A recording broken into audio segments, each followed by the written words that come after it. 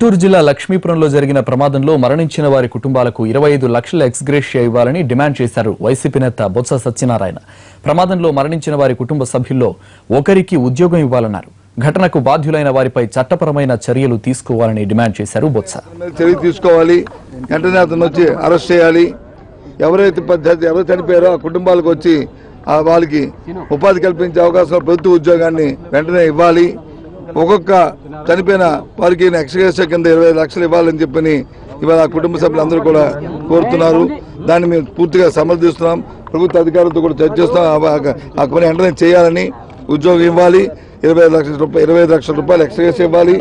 వారికి ఎవరైతే బాధ్యులైన ఆ ఇంటి యజమాని ఉన్నాడో అతను తక్షణం అరెస్ట్ చేసి మరి తదుపరి ప్రభుత్వ పరంగా చర్యలు తీసుకోవాలని డిమాండ్ చేస్తున్నాం.